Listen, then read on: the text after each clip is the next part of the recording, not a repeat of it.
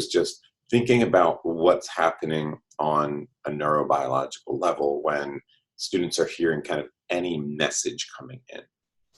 And I may have alluded to this before, but what's important to keep in mind is that when our students are coming into school, they constantly, our brains are constantly active. And so they constantly have neurons firing saying, basically, you're at school right now, you're at school right now, you're at school right now, you're at school right now.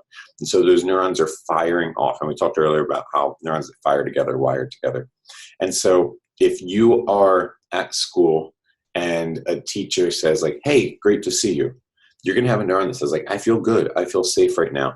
And it is going to basically wire together with that neuron that says, you're at school right now. And so if you make enough of those connections, your brain begins to create this pathway that says, you know what, when I'm at school, I am liked, or I am safe, or I feel rewarded by the relationships that I have with people. Now, on the converse, you come into your classroom, you come into school, and those same neurons are firing. We're never going to stop those neurons from firing, saying, I'm at school right now. And somebody says something negative. Someone says, why are you late? Or, why don't you understand this? Or whatever the seemingly negative messages, you're going to have neurons firing saying, I'm at school, wiring with neurons firing saying, I don't like this person, or I just felt disrespected, or I feel stupid right now. And those neurons are going to fire together. And so it's important that we keep in mind that at all times, our students are creating these new memories, if you will. They're creating this new passage of understanding, and it's really going to correlate how they view school or how they view any environment that they happen to be in. And so I always say that we are always saying something that's either positive, neutral, or negative. Like everything's going to file into those three categories. A lot of basic education, basic logistics, like, this is where we're going, this is, whatever. A lot of that files under that kind of neutral. But anytime we're speaking directly to a student, they're going to be perceiving it, almost always as a positive or a negative experience. And keep in mind that this is not based solely on reality, but it's based on the perception of the student, keeping in mind that their perception is reality. And so we need to always be thinking not just about what are we actually doing or saying right now, but how is the student going to perceive exactly what we're doing or saying right now. So for instance, one of the things that we need to do a lot throughout the course of the day is redirect our students. And I'm sure that you can think of some students right now that you need to redirect all the time. You're always saying, all right, I need you to stop doing this, I need you to stop doing that. Can you please get back to your seat? And you can do it with all the love in the world. But when you're redirecting a student, when you're telling them to stop doing something, that often for them is going to be internalized as a negative experience. We can work really hard, like I said, to say it loving, and that's going to perhaps make it have less of a negative impact, especially if we're avoiding things that would be triggering, such as, yelling or using a stern voice or pointing, or we're keeping our distance, we're keeping that power differential down. There's lots of things that we might be able to do to kind of lessen the impact of that. But nonetheless, they're basically saying, I'm doing something that I'm getting a reward from, and you're telling me to stop doing it. That doesn't feel good. That's a negative response. And while we can't avoid that, please don't mishear me. Keep redirecting your students. Do it as lovingly as possible, but keep redirecting your students because we do not want chaos at our schools.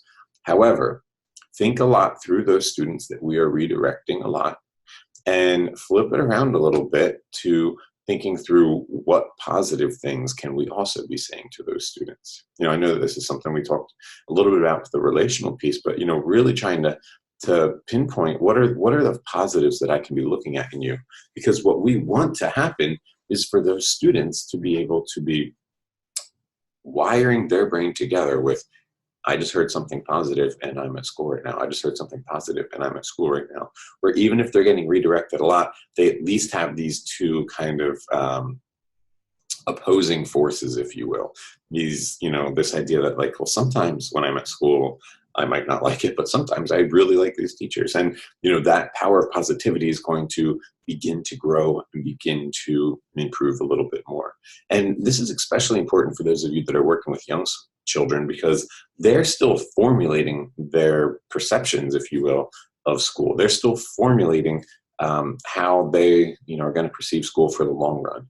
And what I think happens a lot that, used to surprise me but doesn't anymore is that I would have these like juniors and seniors nearing the end of their high school, and finally, they've worn down their parents enough, or they've turned 18, and they're able to sign themselves out of school, and they drop out. And we look at it like, you're so close, why'd you drop out? But for them, they're basically like, I've come to this place every day and I hate it, and I feel stupid here, and I feel like a failure here. And therefore, the moment that I see the opportunity to get out of here that doesn't end in truancy court, I'm going to do it. And so they run away and they do that. They take advantage of that, because what normal human goes somewhere every day where they don't feel loved, where they don't feel cared for, where they don't feel validated, where they don't feel like they belong? As adults, if we feel that way, we get to just pick a new job, or we get to move away, or we, fill in the blank for the options that we have. But a lot of our students, they don't have these same options. However, if we are mixing it in with positivity, it's not necessarily going to make everything perfect, but it'll give them something to kind of sink their teeth into, that kind of hope, if you will, that will help them to continue forward, that will help them to recognize that perhaps there can be a different outcome. And so, kind of coming full circle to this, the biggest idea behind this positivity is that it's going to kind of create this sense of hope within our students. Because if they have one teacher that treats them positively, if you're that one person who has validated them, who's cared about them, who has supported them despite whatever antics they are doing, that has not left their brain. There is a foundation. There is this existence of you and that connection in their brain. And there might be this, what seems like an anomaly to their brain that says, usually I feel dumb at school, but there was this one person who made me feel like I mattered. There's this one person who made me feel smart. And if they have just that one person, that might be enough to help to get them over. That might be enough to help them to survive. That might be enough to help them to push on to graduation. Because if they've experienced one nice person, maybe there's another. Maybe there's one more person that they're going to come across who's going to treat them respectfully, who's going to make them feel like they matter. And that's what the brain is seeking out. It's remembering everything, and it believes that if I've experienced it once, I have the hope that I can experience it again. If I felt fulfilled once, I believe I can feel fulfilled again. If I felt like I belonged once, I feel like I can belong again. But we need to make sure that they're getting that at least one time. We can't control every single person that they're going to experience. My job is literally working with entire school districts, and I cannot control what every teacher is going to do with the students that they're working with. I'd love to say that we could, but we can't. We can educate as much as possible. We can work as much as possible with them, help them to understand the neurobiology of how they're impacting students by the manner in which they're interacting with them. But the bottom line is we can't control the future. But what we can control is what's happening today, how we're interacting with our students today. And we can work really hard to create the most positive experience for them, which is what's really going to carry them forward as far as possible. The one other thing that I would add to this, we talk very little about like the ACEs study. We talk about that more in my class on trauma, but if you haven't familiarized yourself with it, it's called the Adverse Childhood Experience Survey. This huge study that was done back in the mid-90s that basically, long story short, correlated all of these negative life experiences with a lot of really negative health outcomes, heart disease, cancer, so many things that were correlated between these negative life experiences and these health outcomes. And they also found that these adverse experiences were extraordinarily important, that 64% of people experienced at least one of these things that they have basically deemed to say, this can have a negative impact on your health and on your brain in the long run. But as more and more research over the years has been done on the ACEs, they found that the one thing that can really help to negate the negative impact of ACEs, the one positive thing, is a healthy, positive, and supportive adult in the life of the child. And what we recognize is that we as teachers, we have that potential to be that one positive adult. We have that potential to be making that impact in the lives of young people. We spend a ton of time with kids, and we have the ability to really reroute not only the trajectory of their lives, like, oh, I encouraged you to go into this line of work and you did it, but by just being there and supporting them, we might help their health. We might help their stress tolerance so that they're less reactive in the future. And that puts them on a trajectory to be able to live a healthy, normal life where it might have been more difficult before.